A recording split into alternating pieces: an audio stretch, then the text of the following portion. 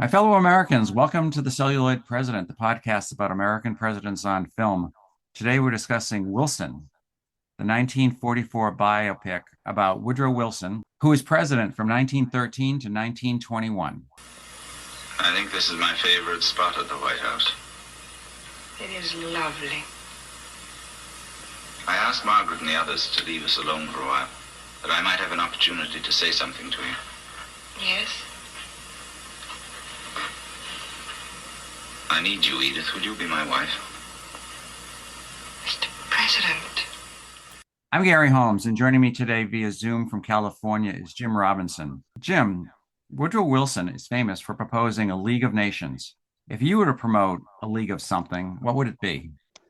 Well, I guess I'd have to say it would be a league of my own, Gary. Okay. No members, no dues, no lunatics taking off their shoes and pounding tables, no anti-Americanism protests dancing in the aisles, just me, total peace, tranquility. How about you?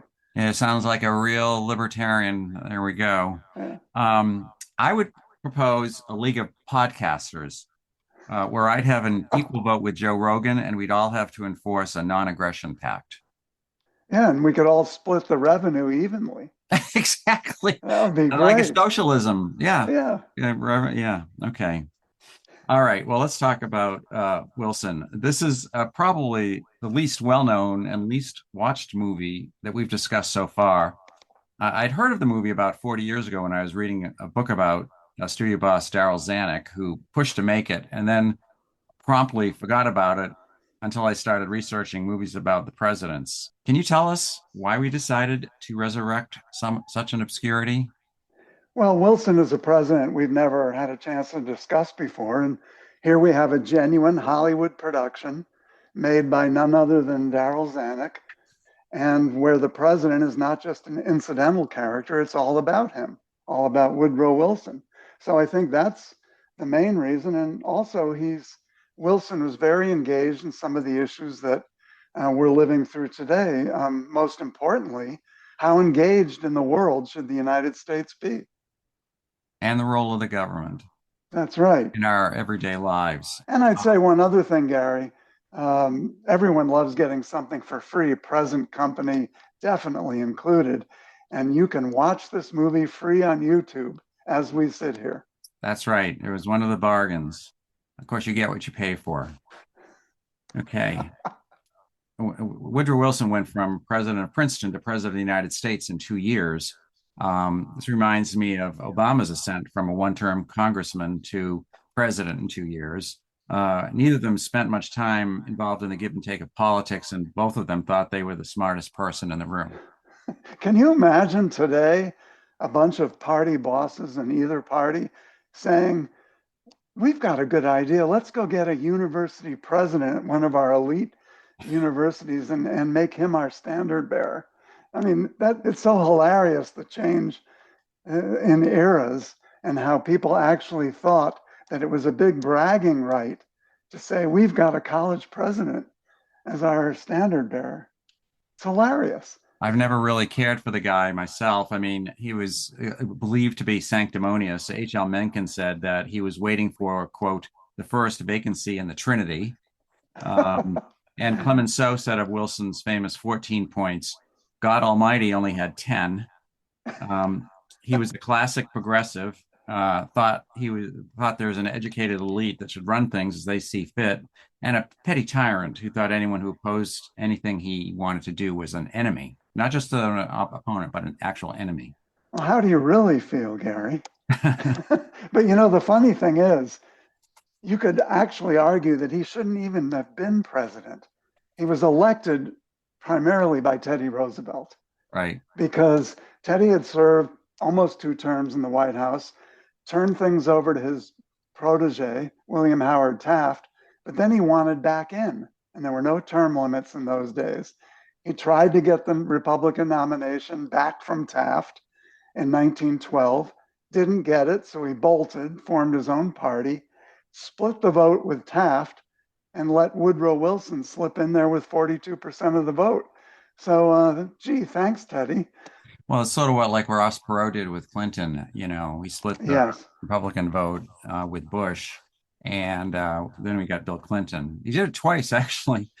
For a long time, Woodrow Wilson was considered one of the greatest presidents. Our old friend Richard Nixon thought he was definitely one of the top three or four greatest presidents. So we know he's consequential. But what do you think about him as a president? A force for good or force for bad?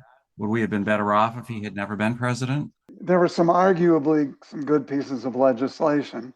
We can debate them today because they did represent an expansion of the federal government, but the Federal Reserve, the 8-hour workday, the Federal Trade Commission, the Clayton antitrust bill, which put some teeth into the nation's antitrust policies. But he was terrible on race relations.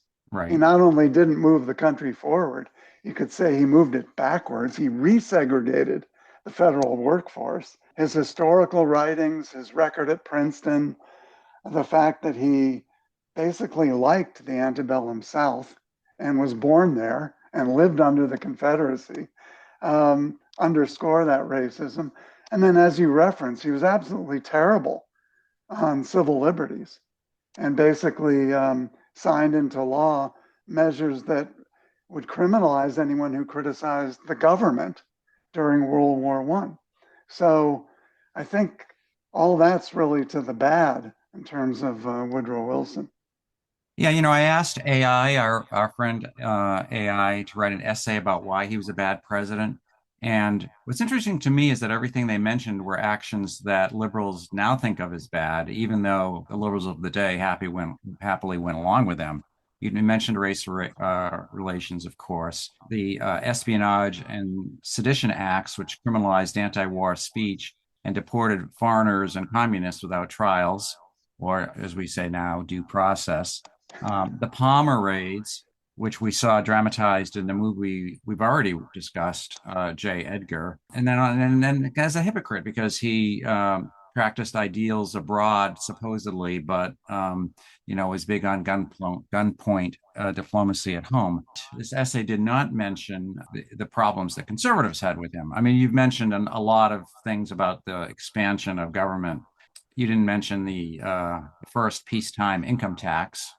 Mm. You're right. Federal Reserve, Federal Trade Commission, Clayton antitrust. On the good side, he did lower tariffs a lot. But aside from the lower tariffs, all these things dramatically increased the power of government. It was basically a progressive wet dream. They believed that corporate America was becoming too big and that only the government could counter it. And it's hard to argue against like the Federal Reserve now, considering how big the banking system has become. It didn't do much to prevent the 2008 financial collapse. And, the FTC, the income tax, all these things have given bureaucrats more power and they've expanded so much more since what they were intended to do. And that happens with almost every government program. I mean, you create more and more and more power over time. So, Yeah, I'd have to say, in slight defense, he was pretty much in line with what had become the consensus by that point. He wasn't all that different domestically from Teddy Roosevelt or even William Howard Taft. They're the progressives, and we have to distinguish between the progressive movement then and right. what people that call themselves progressives today. But the progressive movement had pretty much won, if you know what I mean, politically, in both parties. And so I share all your criticism, but I just understand it in that context. I will say that in the civil liberties avenue, they actually jailed one of the presidential candidates in the election of 1920. Perennial candidate socialist Eugene Debs was sitting in a jail cell because he had run afoul of these laws that Wilson had passed and ran his last campaign for president from a jail cell. So he was a trailblazer there too, given recent history Yeah, and I recent know. I efforts. know. Yeah. And I also want to point out that Debs was pardoned by Harding, who Right. undid, a lot of the civil liberties abuses.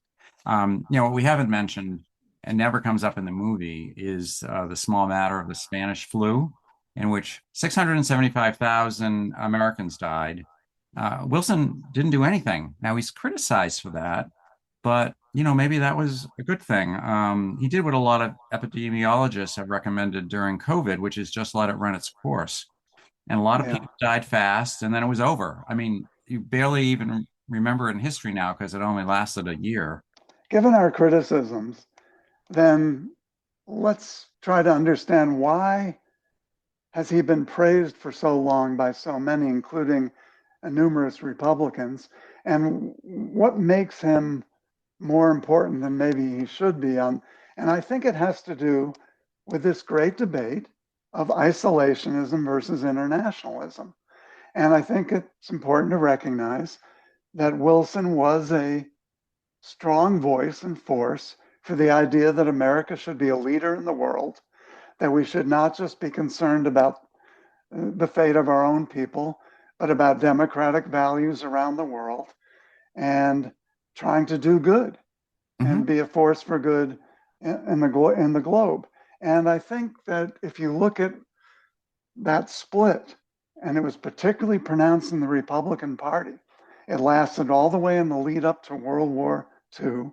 And then in the 1950s, it was Eisenhower and Nixon, more on the Wilson side on one hand, and Senator Robert Taft, who was called Mr. Republican, on the other side.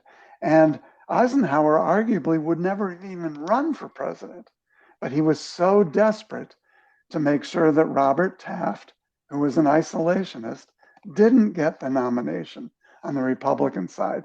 So you had this split going on for a long time. And Wilson was a leader in the belief that America had the lead around the world.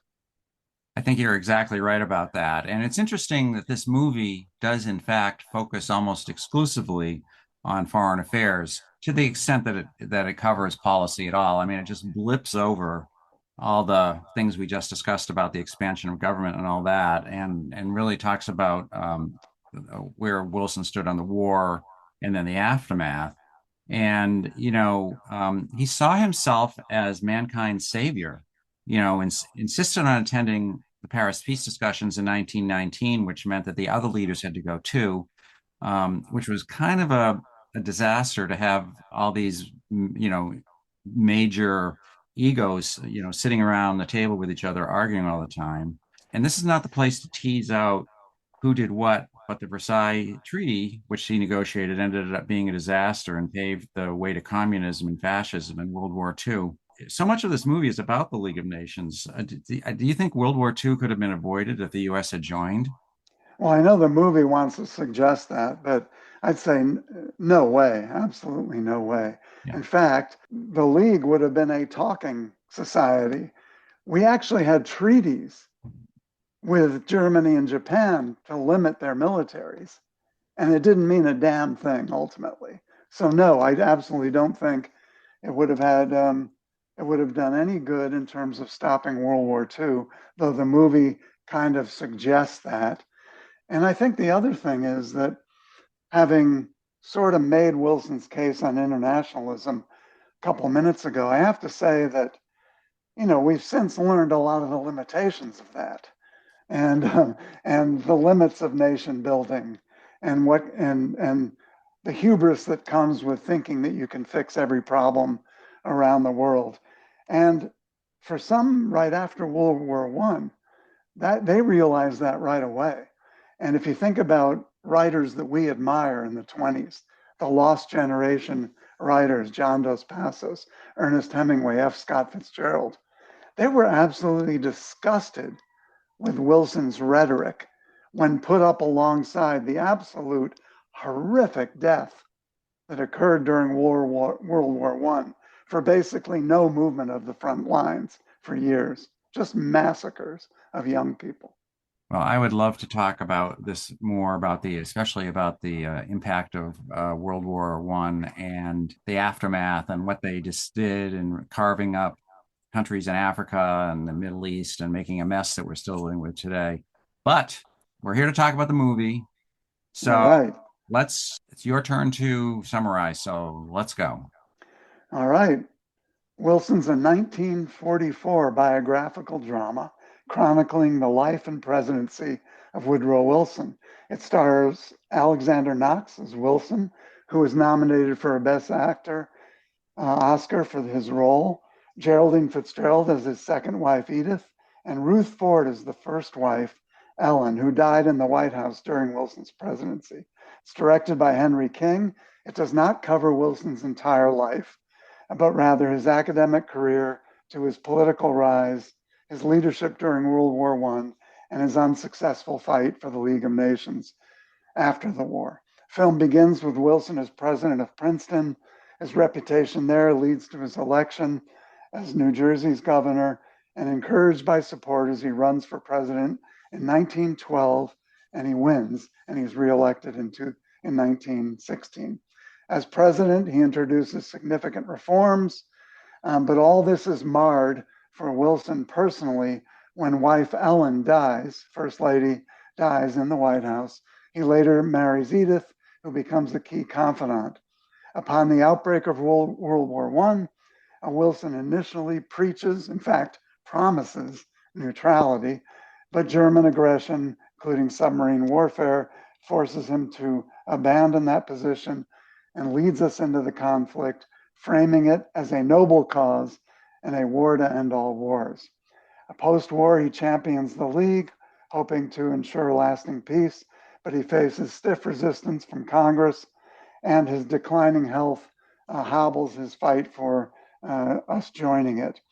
He ultimately suffers a stroke while he's on a tireless effort to win support for the League, and leaves him incapacitated for the remainder of his term. The film portrays Wilson as a tragic figure who was ahead of his time in pushing for global cooperation, internationalism, and democracy abroad while fighting isolationism and excessive nationalism here at home. It's a positive, even hagiographic film that is nonetheless educational and entertaining, at least to some degree, as we will soon discuss. Yeah, especially that entertaining part we will discuss. This was a notorious box office bomb. It's one of the first famous bombs. It cost $5 million to make and had box office of $2 million. The most popular movie of 1944 was Bing Crosby's Going My Way, which made $6.5 million. Rounding out the top five that year were Meet Me in St. Louis, Since You Went Away, 30 Seconds Over Tokyo, and The Story of Dr. Wassel, which I have to say I've never heard of. A mixed reception among critics, but highly regarded enough to be nominated for 10 Academy Awards, including Best Picture and Best Actor, which you already mentioned. And it won 5, including Best Writing Original Screenplay. Part of the problem. Why do you say, Gary, why do you say, so if the most popular movie took in 6.5, yeah, and this one took in 2, so therefore the others in the top 5 took in somewhere between 2 and 6.5. Is that really a huge bomb? Yeah, it is, because, and by Hollywood standards, when you spend 5 and make 2, that's a huge loss. In those days, yeah. And well, in those days, and a lot of the other famous bombs in history have been the same thing, like Ishtar and Heaven's Gate, movies that made Cleopatra, Dr. Dolittle, movies that were really, really big budget and way underperformed. And when you lose $3 million on a movie back then, that was a big deal. Okay. But I think part of the problem was the movie was too long and too expensive, and they charged $1 to see it. And when at a time when most movies were 25 cents, and you can get away with something like that when you've got Gone with the Wind, but not a dialogue heavy historical drama that is shot almost totally inside with no stars.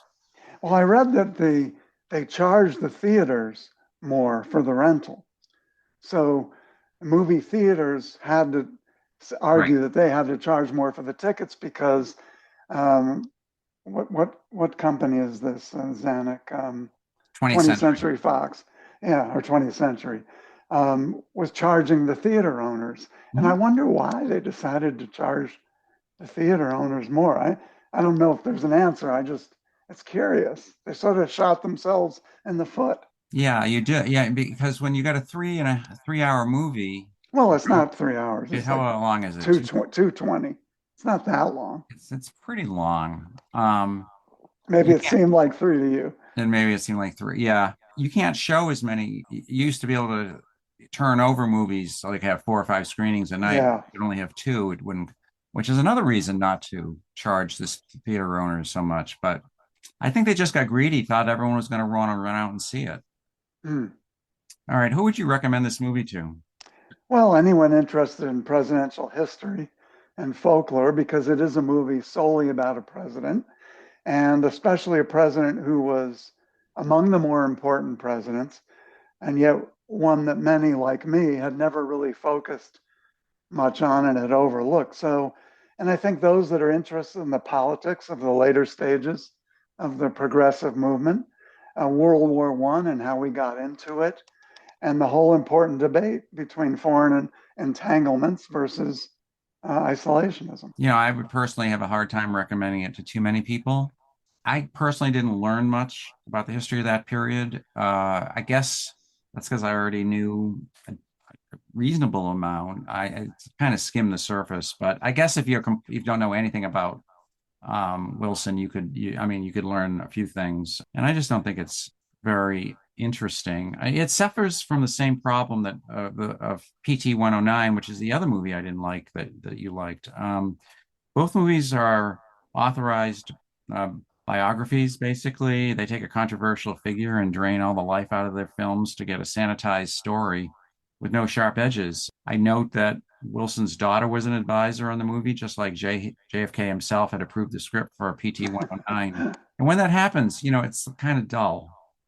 Well, I learned a lot. I'll tell you who I would recommend it to. I would Yeah. recommend it to the mostly small subset of movie historians who are interested in movie bombs and to figure out why they flopped.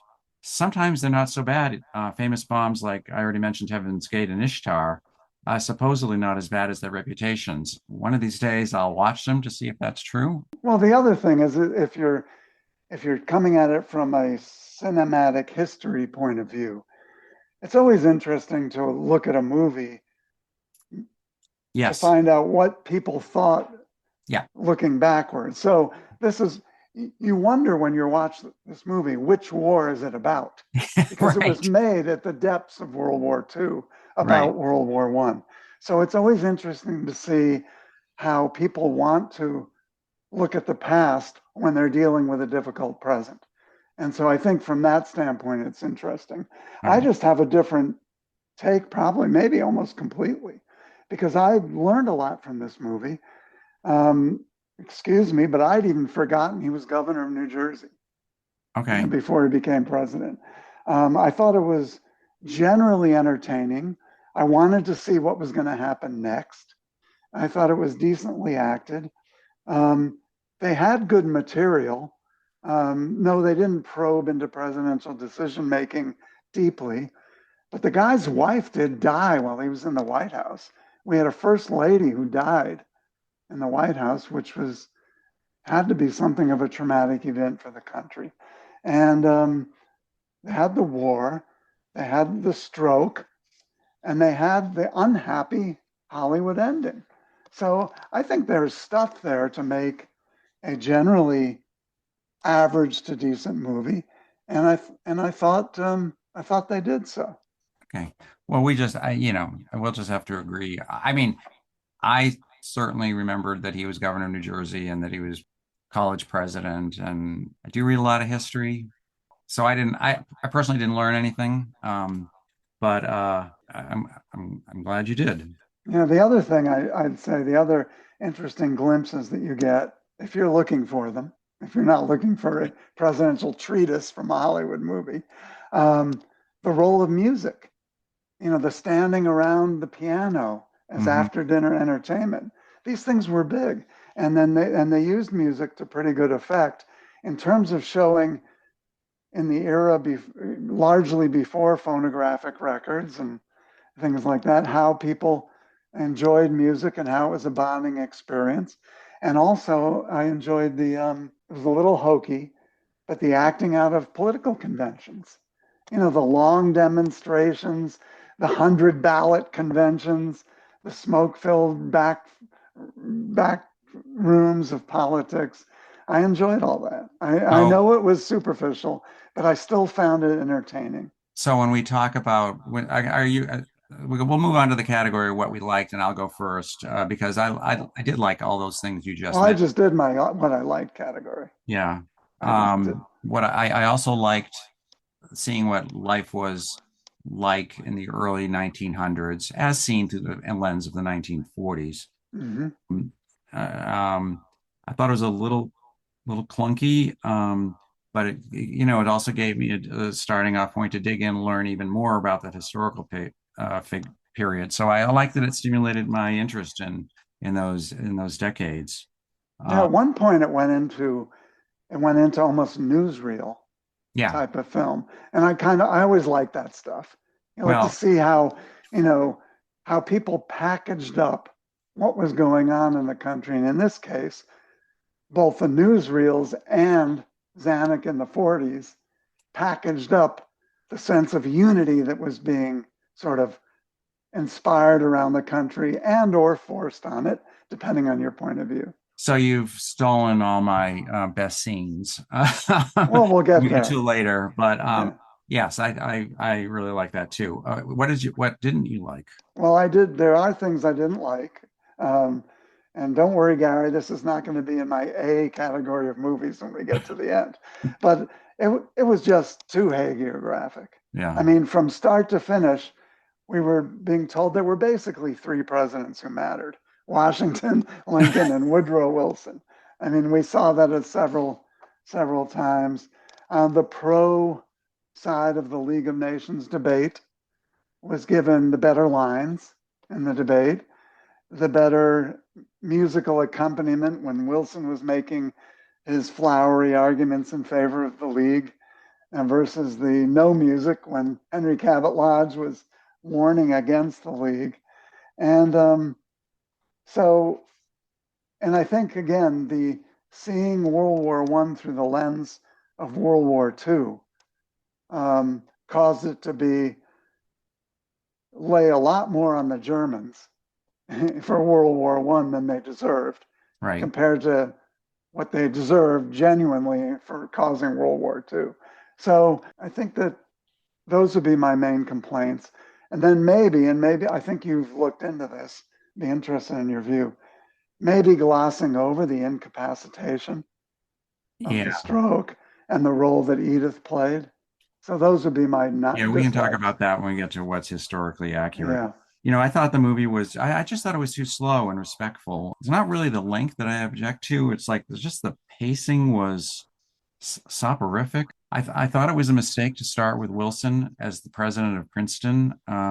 If it were me, I would have cut all that out and started at the 1912 convention, which is about Hmm. the most dramatic thing in the movie. He doesn't even arrive at the White House until 50 minutes into the movie. And I also point out there's no B and C stories to relieve the monotony of this one. It's slowly unfolding story.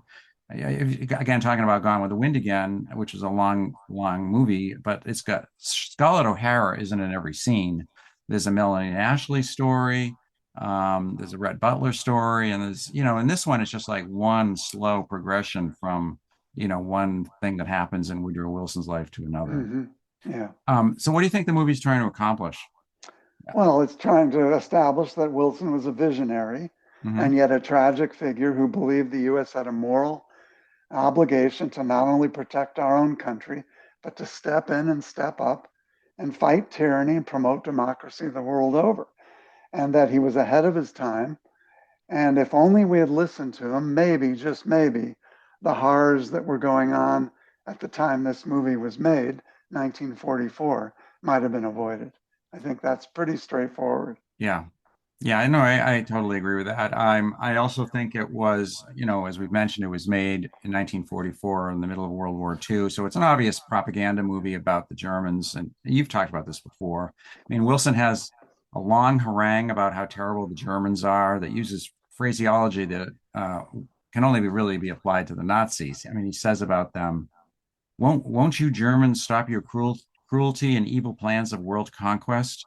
This will be a fight for democracy against the most evil and autocratic power the world has ever seen. I mean, no one talked about the Germans like that in 1917. Yeah, and to hear Wilson talking about how bad the Germans were because they believed in racial purity is kind of a stretch too far, a bridge too far, knowing his own history.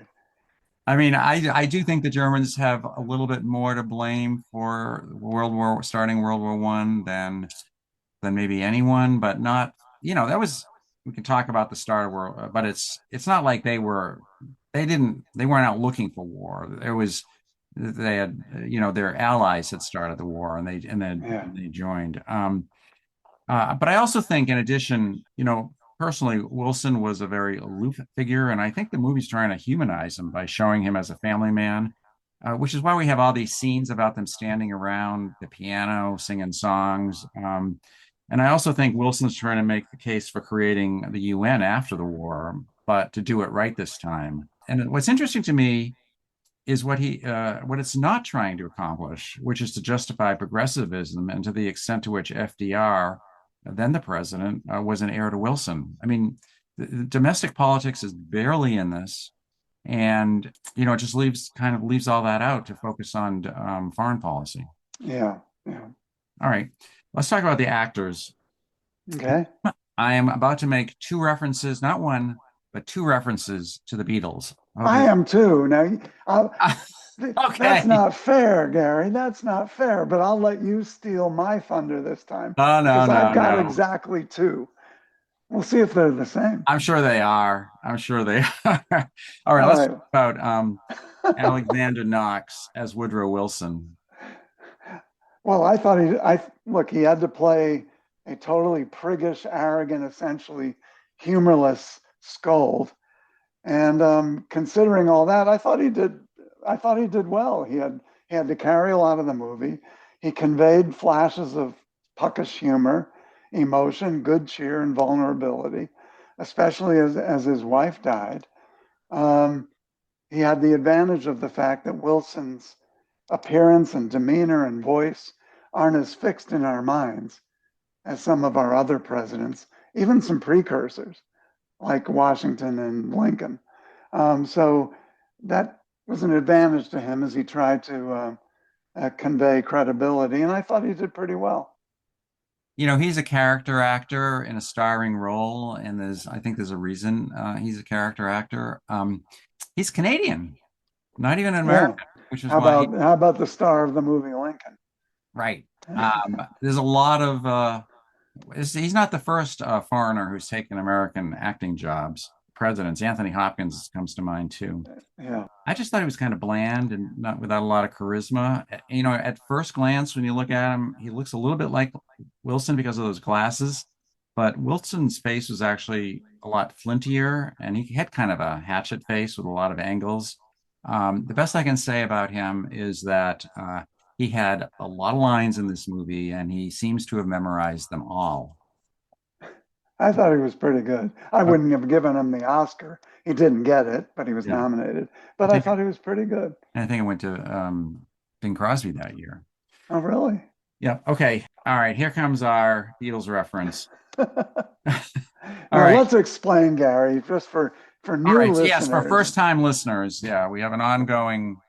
We have a little just fun game when we do these movies, and that is, since we're both 60-plus year fans of the Beatles, we always like to try to look for a Beatles connection just for the hell of it, for absolutely no purpose other than because we want to. Right. Is that fair? That's fair. Yes. Geraldine Fitzgerald, Edith Bowling Wilson. Yeah, she's better known than Alexander Knox is. She won an Academy Award for Wuthering Heights. There's a long Wikipedia essay about her, and they don't even mention that she's in Wilson. Not until you get to the filmography at the end, where they just list every single thing she's ever been in, even her appearances in the Golden Girls. So what do you think? I thought she was fine. Good, in fact. Do you want to go with the Beatles? Well, I just want to say I thought she was adequate. I mean, she's a support. It's a tough role. She's a supportive wife. a not fulfilling role for anyone. And I don't think she particularly stands out. And I'll take this one. So she's the mother of Michael Lindsay Hogg, the great friend of the Beatles and the director of the movie Let It Be. Yes, and also several of their music videos, since they basically invented the music video. Right. Paperback Writer, Rain, those kind of videos. So yeah, there's Beatles tangential connection number one. That's a pretty good connection to be It the mother is. of. I mean, considering you would never have guessed that the woman playing Edith Wilson is the mother of this hip movie director and great friend of the Beatles. And he Okay, was basically a co-star of the Peter Jackson that's recent right. That's Get right. Back movie. He was in it all the time. Yeah, yeah. Okay, the Yeah. Mrs. Wilson, Ruth Ford, another relatively unknown actor. I think she's fine too. Same problem as Geraldine Fitzgerald, which is how exciting can it be to play a wife? And you can, Yeah, I thought she was pretty good because first of all, she got to die. So oh, that's that's always always good. Yes. that's meat for an actor. She wasn't a really well-known actor, but she was a well-known figure. She was a model. Yeah. She was photographed by, Man Ray and some of the great 1920s, 1930s photographers. She was very close to Orson Welles and his stock company. And Well, she ran a salon out of yeah, the Dakota she lived in the apartment Dakota. building. She lived to like 98, Yeah. and she was a resident of the Dakota. And she was the first one to call 911 when she heard shots being fired down at the entrance of their building. And these were the shots, of course, that murdered John Lennon. I'll also say about her that I read her obituary in the New York Times.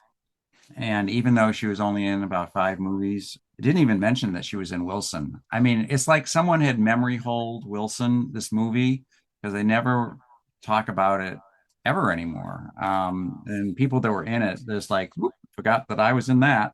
Yeah. Well, let's just say a quick word about Ellen Wilson, who died in the White House. Okay. She was the third first lady to die in office, so to speak.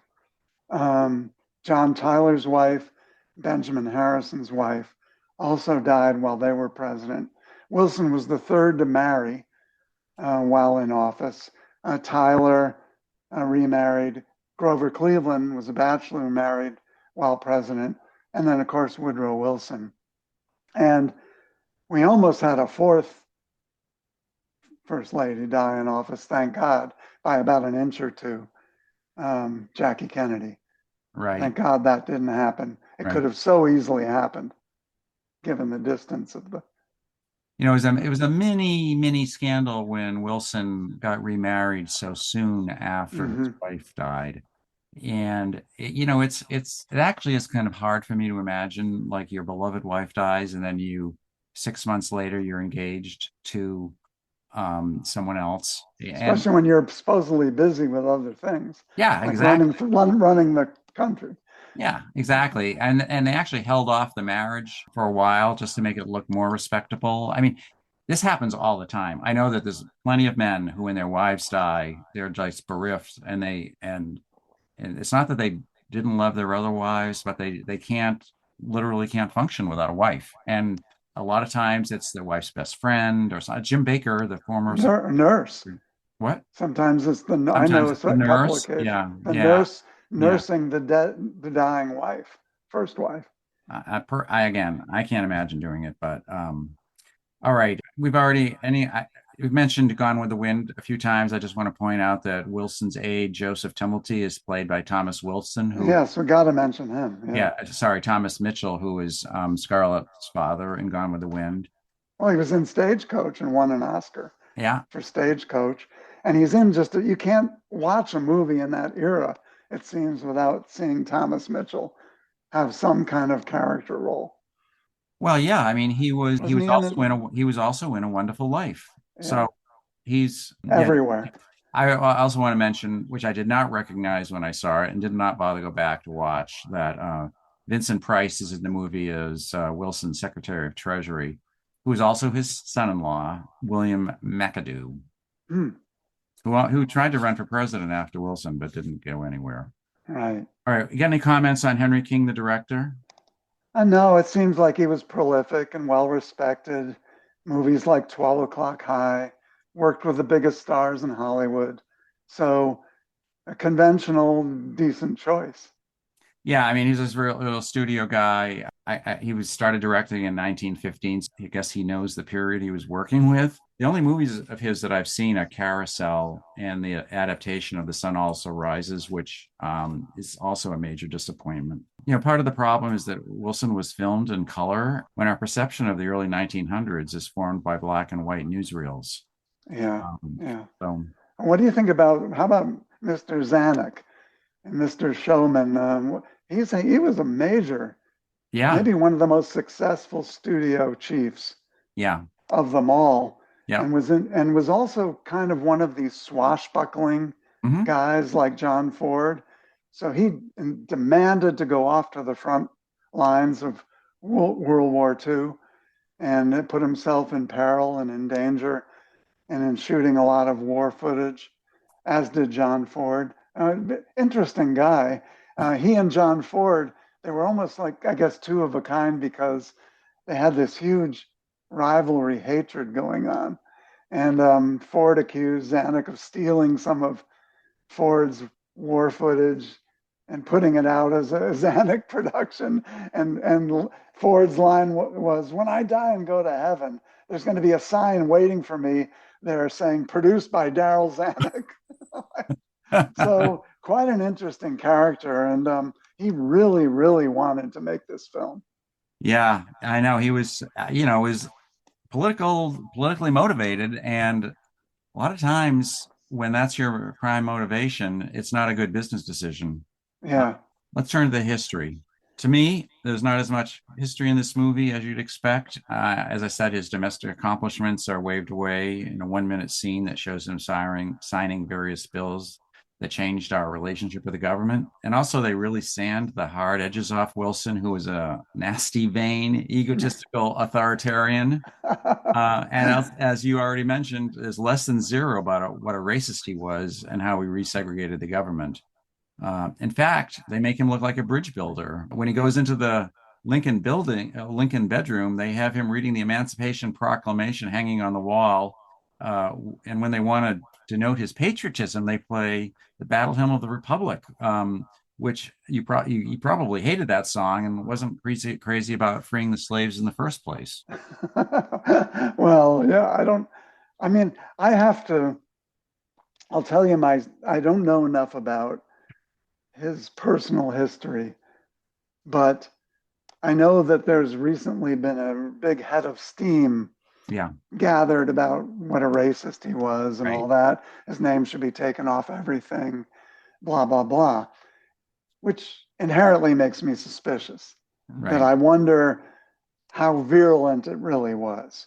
I'm not saying the guy by any means was good on race, but I wonder, is he really a George Wallace type, or a Strom Thurmond? I just don't know enough about it. Well, first of all, I want to note that he's one of these unfortunates who falls in the cracks between where the liberals hate him for one thing and the conservatives hate him for another thing. Yes. And so there's no one here to stand up for him.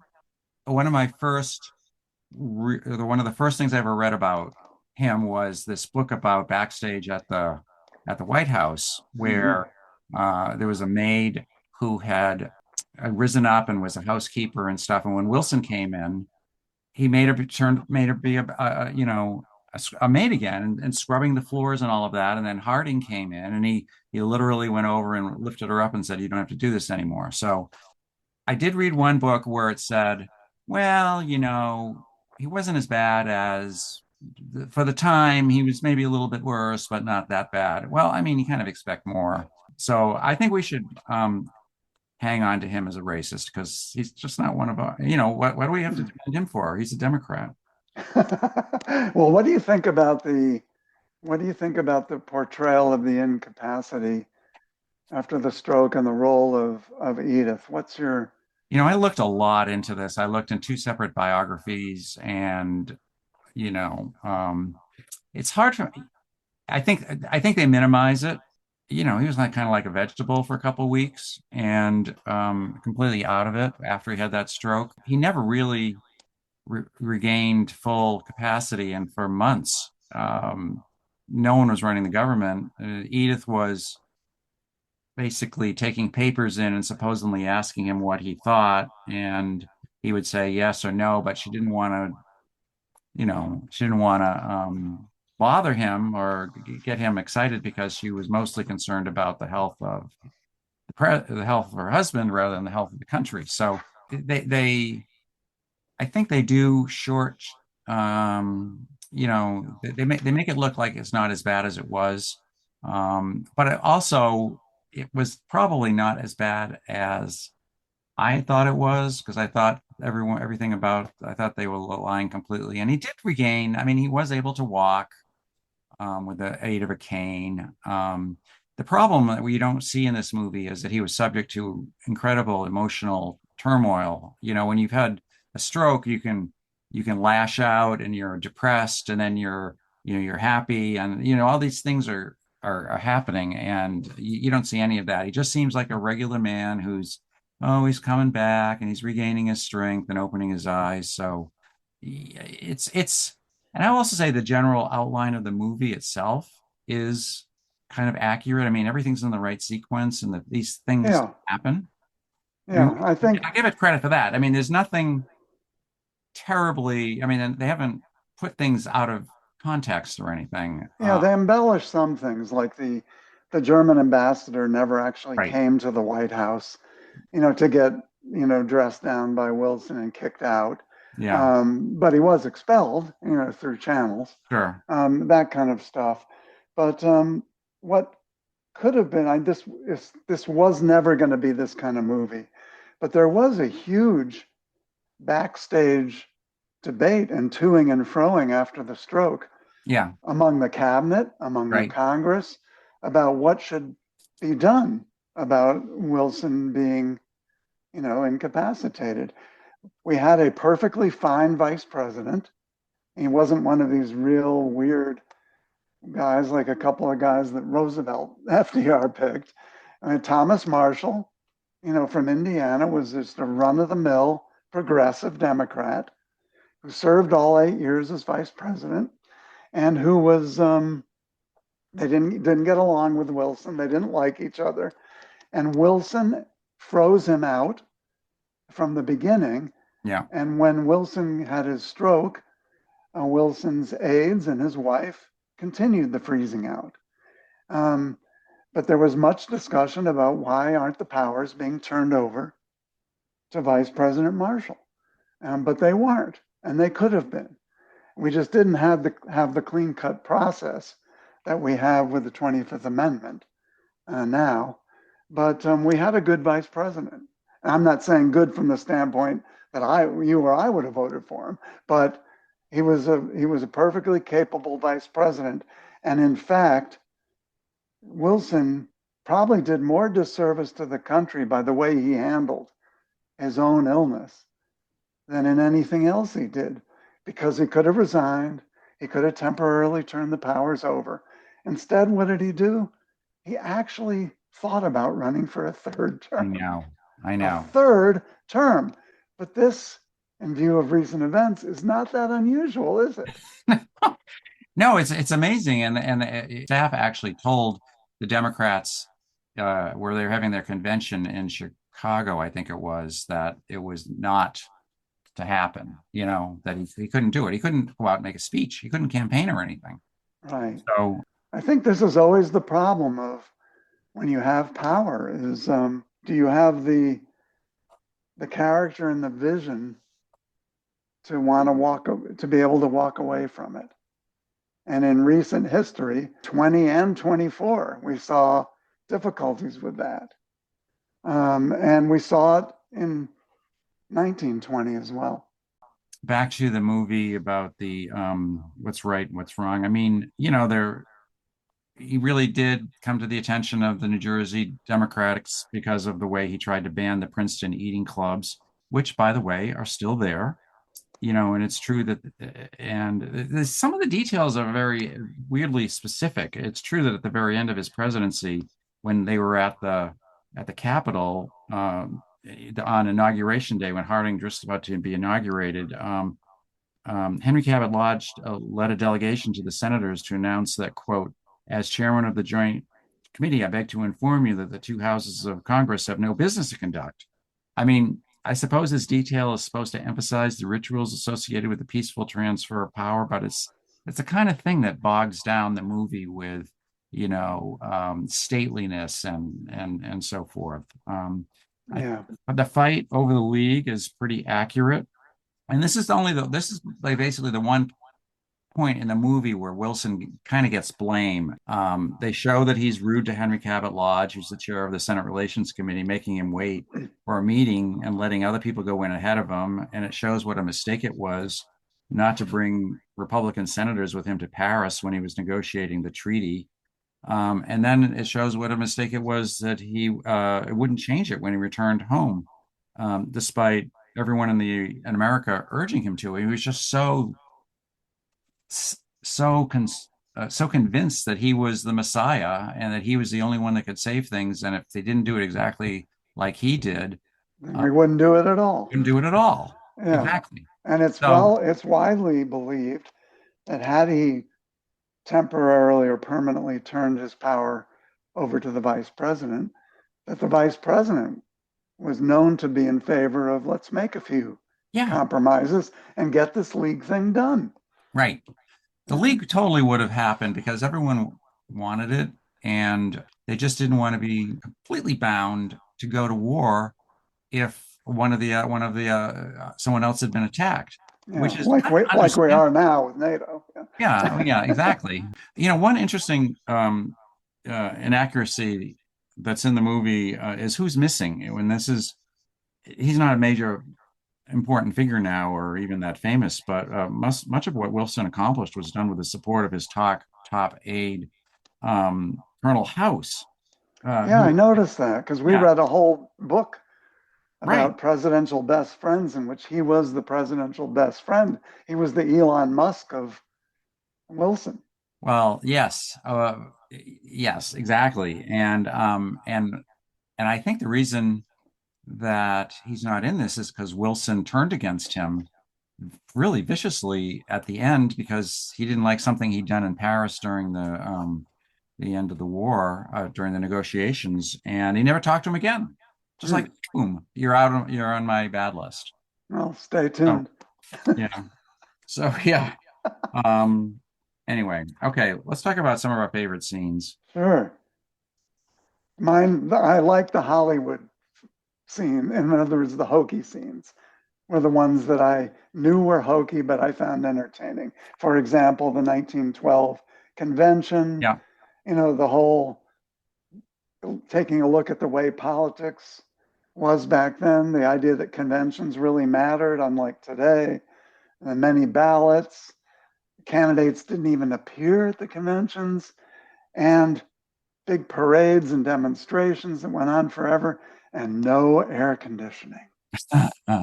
It was just fun to watch that. I agree with you. That was one of my favorite scenes as well. It reminded me of watching the 68, 1972, 1976 conventions on TV back in the day when we were growing up.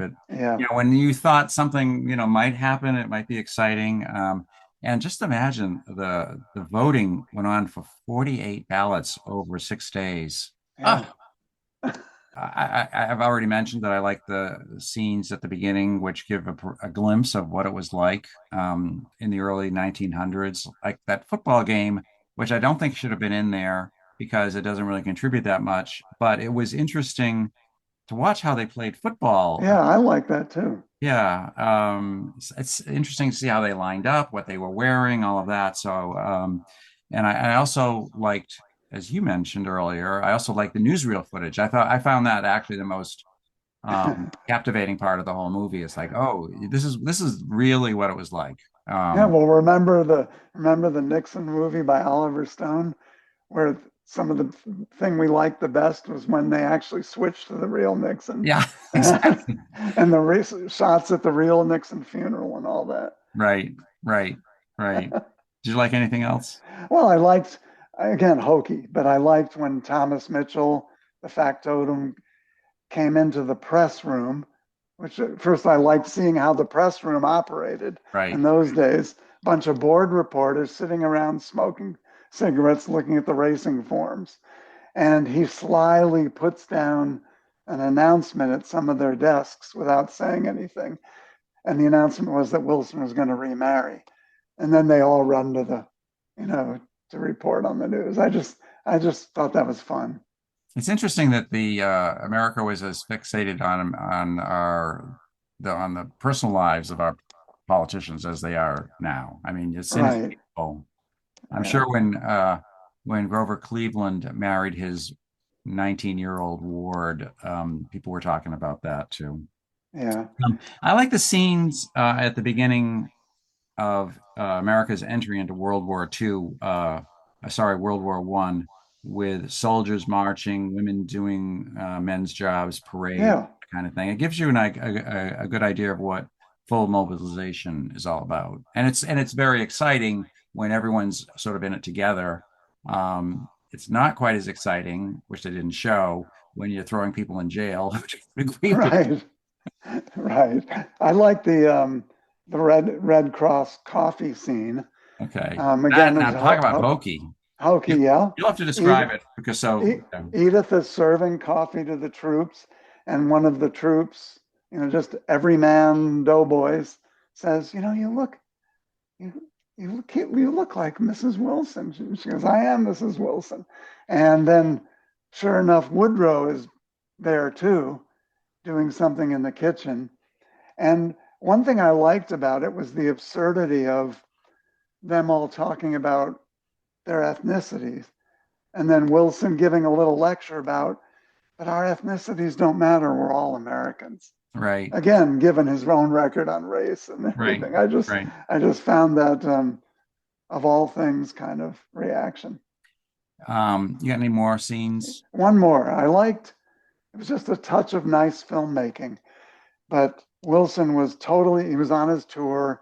He was totally exhausted. He could hardly make a speech. People had come to see him, average Americans. And he came back into his private car in the train, basically collapsed in a chair, having a stroke or almost a total exhaustion. And you see the people out in Yeah, outside in the windows of the train car, and Edith going over and methodically pulling the shade down. right. And which was just what was going to happen to this presidency. The shade was being pulled down for the rest of the presidency. I just thought it was a nice filmmaking touch. I'm also going to mention this historical curiosity that even though Wilson almost died when that happened, he did manage to outlive his successor, Harding, President Harding. Yes, yeah, So, it is.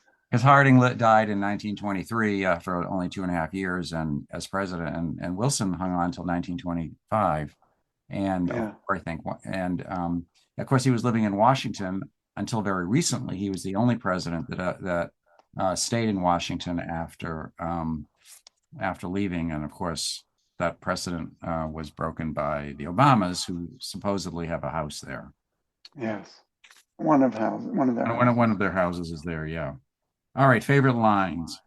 Well, I liked when he was being pushed to run for governor by his family. And Wilson says, I've never seen such a collection of ambitious women in my life. Okay.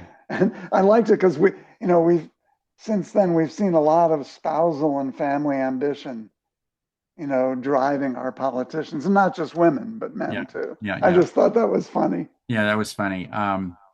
Same scene when those New Jersey political bosses are recruiting him and they tell him the only downside is that he doesn't have any political experience. He says, I wonder if you gentlemen have ever attended a faculty meeting or seen the wives of the trustees in action. Yes, yes, that was good. That was good. I liked when Wilson believed he was about to lose his reelection bid to Charles Evans Hughes, and he's getting reports brought into him. And at one point, his aides come in and tell him, well, the New York Times says you've lost. And Wilson sighs and says, well, if the Times says it, the Times is generally right. I couldn't help but thinking, boy, have times have changed. Yeah. Except they are generally right on a lot of their election night Well, it's like forecasts. Dewey beats Truman in Right. By 1940. the way, I have to mention before we finish that I have one other point against Woodrow Wilson, and Okay. that is Charles Evans Hughes was from my hometown, Glens Falls, New York. Ah, yes. And he almost became president, or thought he did, thought he went to bed thinking he had become president. So it's this damn Woodrow Wilson has prevented a Glens Falls native from becoming president of the United States Yeah, so his house. far. Yeah, his house would have been. I mean, it would have been a big tourist draw. Yeah, Like, if we live long enough to see President Elise Stefanik, who's from Glens Falls, maybe she can make history there. All right, a quote that I liked when he's resisting going into World War One after after our ships have been sunk by the Germans. He said, it would be easy to declare war. The man on horseback is always a hero." Yeah, that's Point. good. Also, when they're waiting for the election results, he says. He says, waiting for election results is like a hen in a nest, except the hen uses better judgment than a politician. She never cackles until after she's laid the egg. Which is true if you think about I it. Like, why know. do politicians, after the polls are closed and the votes are being counted, they're always like, "Oh, we're ahead. Like, just wait until they're counted." And When you look at some of the election coverage now, the question I keep asking on all sides is, why do you have to spin now? There's no reason to spin. exactly. I mean, supposedly Trump was furious that Fox had called one state.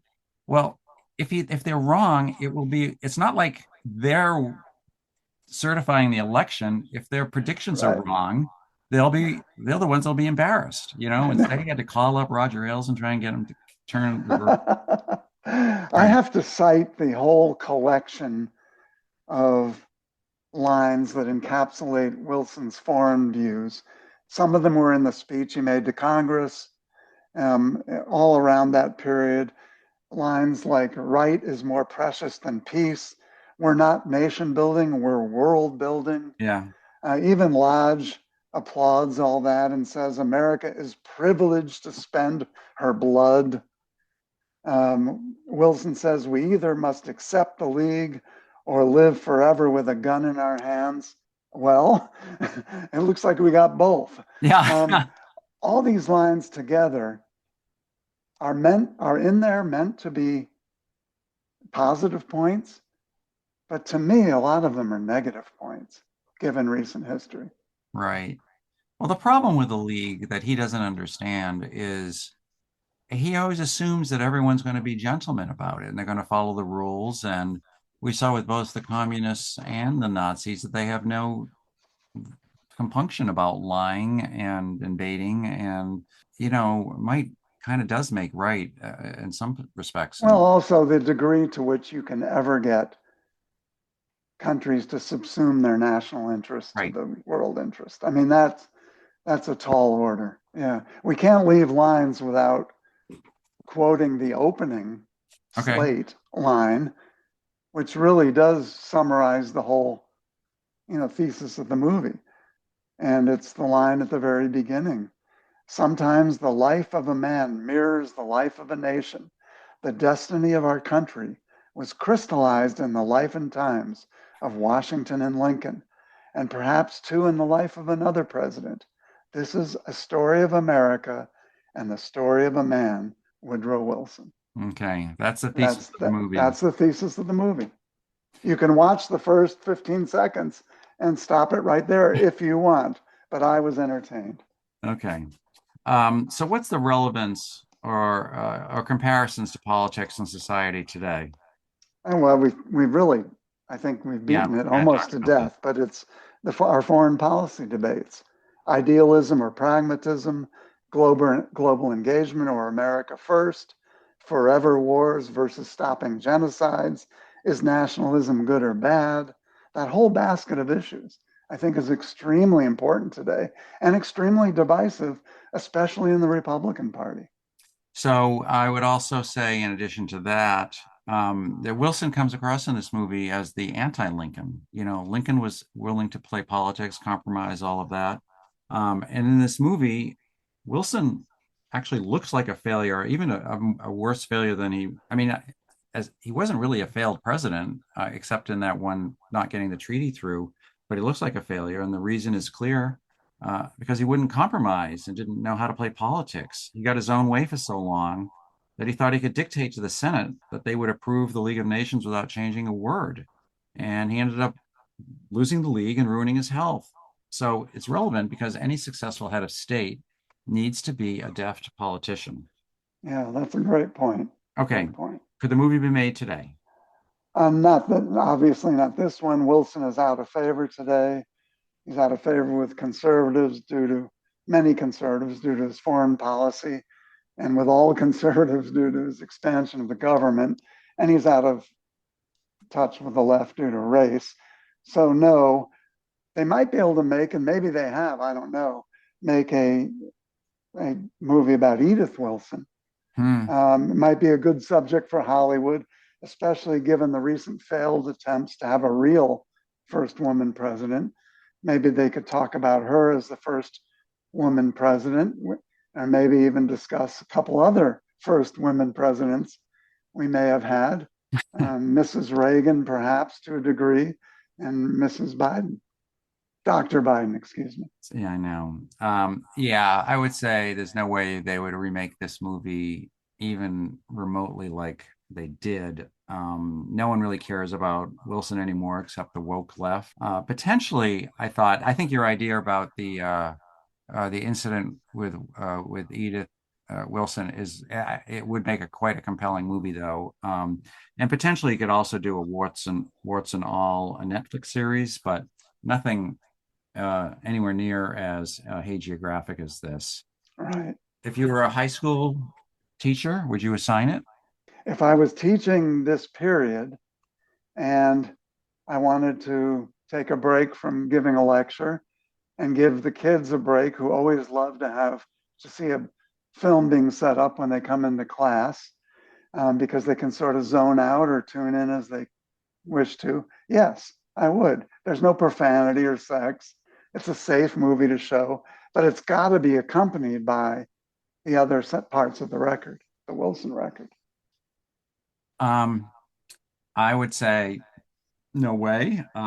Usually I say no because the teacher would get into trouble with the parents, but in this case, I say no because the students would be bored to death, and they wouldn't really learn that much about history because so much of the movie is about his personal life, which is not really as relevant to what you're learning in the class. Mm-hmm. Okay, grade the movie. B-. Okay, I give it a C. Okay.